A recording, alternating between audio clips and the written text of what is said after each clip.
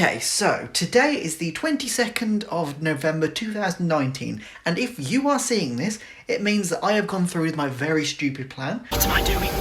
This is payment. Oh my god! Look at that.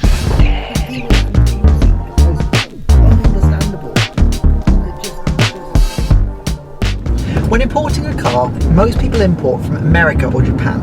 I decided to import a car that isn't from either of those countries, and it isn't rare, expensive, because I'm an idiot. Okay, so this is the car in question. It is a 2006 BMW 325i that I bought in March of 2019. Yeah, it's pretty stock, so you're probably thinking, well, why the hell are you shipping this back? The reason I imported this car is because... There's no good reason. No, there's no good reason. The reason is, I want it. I spent a gap year in Australia and I bought this car. I just loved it. Yes, it has an automatic gearbox. Yes, it's got a lot of mileage. Yes, it's quite heavy on the fuel, but it just eats up the miles. It's so comfortable, and I just fell in love with it. It's a complete waste of money. I shouldn't have done it, but I did it, and I like it, and I don't regret it.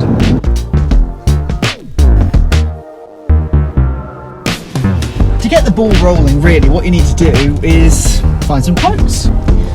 Google car shipping, international shipping, whatever you want to search. What they don't make completely clear is the type of shipping that they are offering. Now, I didn't find this out until quite late into the process, that there's actually 3 different types of shipping. The first one, and the most common one actually, is a container. With this, you have a container, the car in it, it costs you £2,000 to £3,000 to do that, just for the container. The second option is a container as well, but it's actually a shared container. You see, cars are moved around the globe a lot more frequently than you may think, and it's not just new manufacturers bringing new cars to different countries. It's normal people, like you and me, importing cars all the way across the world.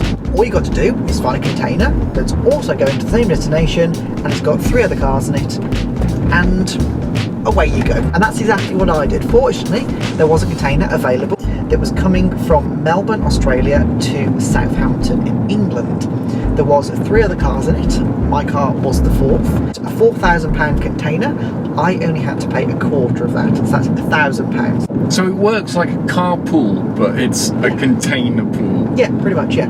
So you just Google online who's going to this, who's taking that car to this country at this time, blah blah blah, this particular date, and they'll be like, oh, this one's going to Swansea, this one's going to Edinburgh. Well, I mean, there might be something like that, but not that I know of. The way that I did it, basically, is I went onto this website where you can get quotes for shipping. Right. And so this company quoted me this much, basically because they had a shared container that was going to the same destination. Ah. Yeah. That worked. Yeah. The third option is something called roll-on, roll-off. Now, these roll-on, roll-off ships are the ones you see where it's basically an underground car park that's got a bit of buoyancy aid. It's just one gigantic floating car park, that's all it is. This is what manufacturers use to get their cars from one country to another.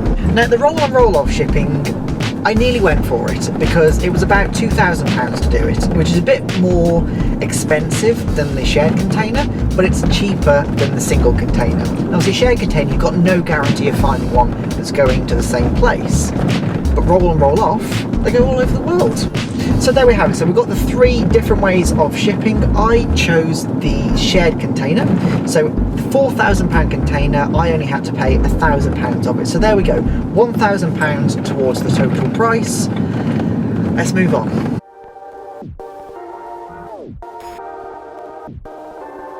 The next bit is the unseen fees. There's always going to be fees with everything that you do. Normally it's tax, but we'll get onto the tax bit in just a second. There's also dock fees, unfortunately. Obviously they have to get the container on and off the ship, and that means using the cranes, and that costs the dockyard money, which in return costs me money. It was £470 in total for the dock fees. So there we go, £1,470 total so far. Let's move on to tax. Tax, unfortunately, is just a part of life. We all have to pay it. Value-added tax, your income tax, just tax for anything and everything. That said, though, I didn't pay a penny. 2 different taxes you have to pay when importing a car. The first one is duty tax. Now, duty tax applies to cars that are usually brand new. Fortunately, because this isn't brand new, I didn't have to pay it. Any car that's under 10 years old must have a duty tax paid for it when it's imported into the UK. Because I imported this in 2020 and this is a 2006 car, it was 14 years old, over the 10-year-old threshold, and so I didn't have to pay a penny of duty tax. However, there is also normal tax. There's tax, the government just stealing from you tax. Fortunately, I didn't have to pay this. Now, you usually have to pay it regardless of what you're doing, and if you're importing a car purely for the sake of importing the car, you will have to pay it. If you've been out of the UK for at least 12 months, you can apply for something called a transfer of residence. I applied for it, I was granted it, and that meant I was tax exempt. So I didn't have to pay any duty tax, I didn't have to pay any tax either, which obviously made it so much easier. So fortunately, if you are importing from Japan or America, most likely you will have to pay the tax. But if you are applying for transfer of residence and you do qualify for it, it does make a big difference. I don't remember exactly what the figure was that it would have been had I not been granted it, but either way, it takes a massive relief off your shoulders, and it does definitely help. Next, the paperwork. Find somewhere to stop. Last on the fees. Sorry. Sorry, I had to cough. Paperwork. It's just a little amount, not a lot at all. Now, always the bane of anything you have to do. First thing that I will go into is something called a Nova application. Let me find it. Here it is. So, a Nova application basically is the checks the government has to do on your car when it arrives in the country. This is the duty and the tax that I obviously mentioned earlier. Because obviously, like I said, I was exempt from both of these, it obviously states on here that VAT and duty have been correctly accounted for. So that's the first thing. That was fortunately quite easy. I just had to go back and forth with the shipping company. They sent it off to the government for me. That's all sorted. That's the first thing. Nova. Right. God, where is it? 3 hours later. Oh, right. Okay. The next thing is not the registration. It's not MOT. It's not any of that. It's actually insurance. How the hell do you get insurance on a car that isn't registered? Good question. I was pondering that as well. You have to get the VIN number of the chassis and then go to a specialist insurer. I ended up using a company called Adrian Flux that actually gave me a pretty decent quote, all things considered. I ended up paying about £700, I think, for the insurance for the year, that was, which on an import, didn't have registration, not too bad.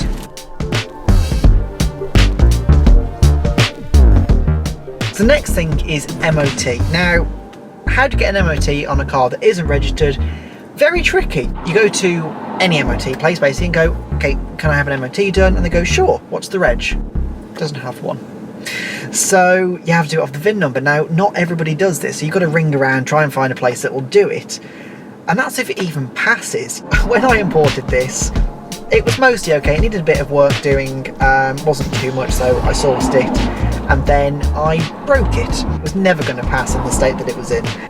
It arrived in the country 29th of April 2020.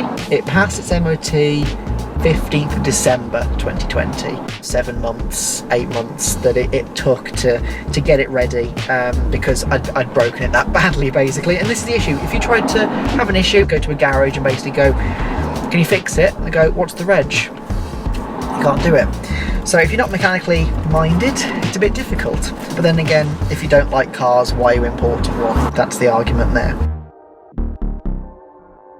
After you got your MOT, finally, it's registration time. And at this point, you're like, yes, definitely, nearly done there, nearly done. Just wait till you see the sheet. Right. B5554. I thought that the shipping would be the most complicated and the most stressful part of importing a car. It isn't. That's actually really simple and very not stressy at all. This form, on the other hand, is the most confusing, most ununderstandable. It just doesn't make any sense.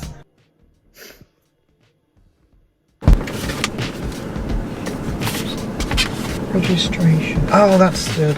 Well, that was actually buying it. Okay.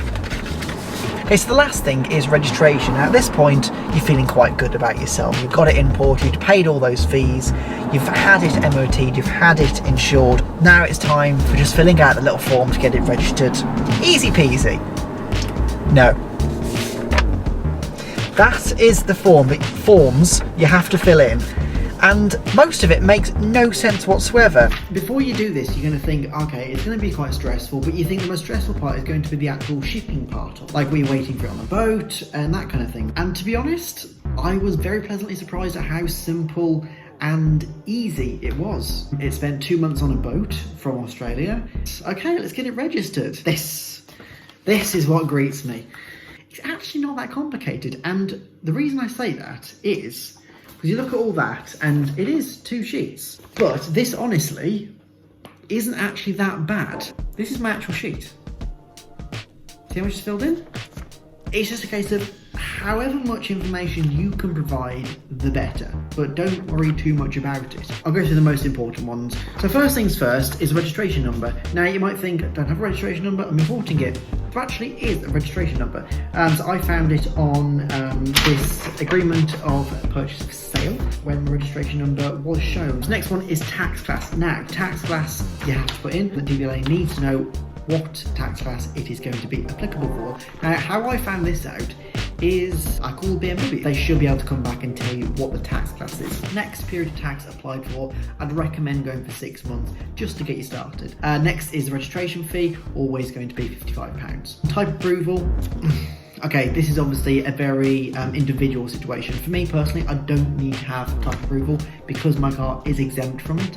What you need to do is go on the DVLA website, just search up importing a car. It will tell you or not whether you need type approval. If you do, then unfortunately you're going to have to pay the fee, and it isn't cheap, but hey ho, it's importing a car. It never is. Max net power, obviously you need to put what power the car has. It's going to be in kilowatts. Euro status. Now, Euro status is for the emissions, and the best I can see is at the 6. Just search. You know, look at the dates, and whichever bracket of years your car fits into, that's the status. Date from which taxes run from. Obviously, it'll either be days that you're sending it off, or it'll be like the 1st of next month, which is usually what people go for. VIN chassis number. Now you have to, I cannot stress this enough, the VIN number has to be put on. Make sure that is put on and is very clear to read, and it is obviously number and letter perfect. Engine number, you'll find this on the car documents, and even if not, you should be able to contact a dealership and find out what it is. Cylinder capacity, that's fairly simple for me. It's a 2.5 litre, so it's and my year means it's 2497 cc. Wheelbase, on the forms that I saw online and everything, it didn't need to be filled out, but I knew the wheelbase, I may as well fill it in, so the wheelbase is on. Next one is CO2. Now you need to put CO2 emissions, you have to contact the dealership and ask them, but this is the car that I've got, can you tell me what the emissions are of it? And they will quite happily tell you. Next is mass in service. Now, mass in service is the weight of the car and driver combined. Now, you don't have to go and weigh yourself, you don't need to admit what your weight is. You don't want to be admitting it to yourself either, but as a matter of fact, DVLA allow a 75 kilo driver weight for it. Now you may think, oh, not 75 kilos, doesn't matter. Just get the vehicle weight, add 75 kilos to it, and Bob's your uncle, that's all you got to do for it. Power to weight ratio. Now I did have to do a bit of maths for this, unfortunately. Just literally search, power weight ratio calculator. Just put in all the details that you have. It'll, obviously ask for the weight and ask for the power that you've got. It's got to be in kilowatts per kilogram. The calculator that I found did it in watts per kilogram, so I had to obviously convert that, but it wasn't a massive conversion. Date original registration, you'll find that obviously on all your car documents. If your car was registered, say, in 2006, but it was built in 2005, it will say on the sheet when it was registered and everything. For mine it was still 2006, so I can say it's 2006. And that's pretty much it. It seems really complicated, but it isn't actually that bad. I spent about a month trying to figure this out, and I couldn't get it. I'm trying to research all these different sheets I can find and examples of people, and most of them are barely filled out. Yeah, we don't really need to. So that is the V55 form. Not as complicated as you thought. Once you've done that, you have to find out how much tax you have to pay. And if you get it wrong, they will then decline your application and send the paperwork back through to you. I know that because it happened. So yeah, when you're sending in your registration certificate, you have to put in 2 separate checks. The first is the registration fee of £55, and the second is the vehicle tax, which in my case was £148.50 for the first 6 months. On the 19th of March 2021, nearly a year after it arrived, I got it registered. The registration certificate came through. I was able to go and get the plate put on it.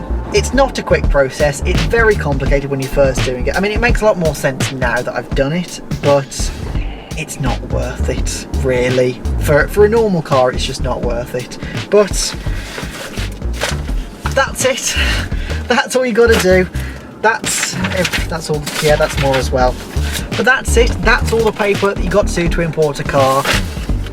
It's cheaper than most people think. If you are going to do it, I would recommend obviously doing your research in advance. I didn't really do enough research, to be honest, but hey ho, you live and learn, don't you? So that's it. Thank you very much for watching. If you do have any questions, don't forget to just pop a comment down below and I will try to answer them as best as I can do. I'll see you very soon. Thank you for watching.